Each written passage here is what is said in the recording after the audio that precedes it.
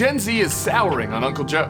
Come on, man. Is there any way for the Dems to win the kids back? Oh shit, shake that ass, my movie like you dipshit. Stop, roll back it up now, let me see your hips swing. This is Not My Party. Brought to you by the Bulwark.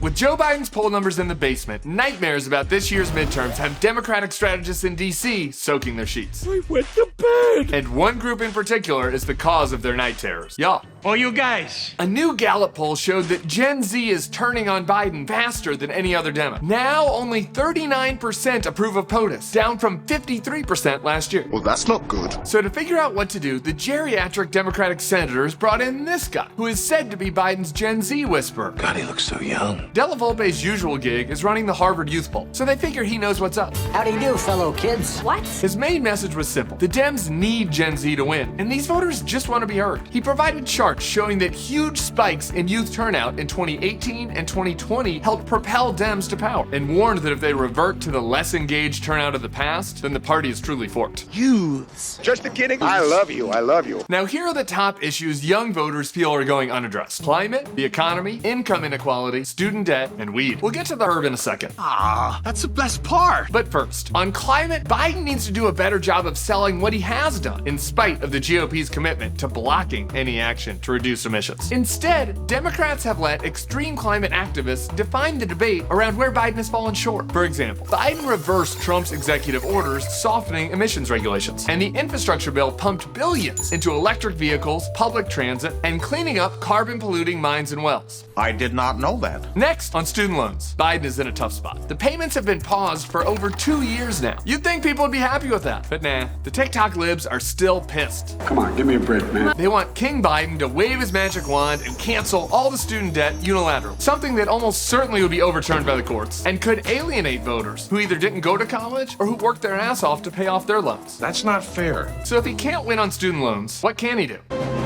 I got it. Well, so we. Maybe I'm letting the residual vapors from a weekend at Coachella impact my thinking here. Harry and Shania were magical. But Nate Silver, who I'm pretty sure was not at Coachella, called the Democrats' lack of movement here legitimately perplexing. And I agree, 79% of young voters support marijuana legalization. That's 40% more than approve of Biden. Hell, even 48% of Republicans want to legalize it. Marijuana unites this nation once again. But Biden has been reluctant to take on this issue. The answer's no. Maybe it's generational, maybe impacted by his son's problems, maybe he just caught a bad high in the 50s.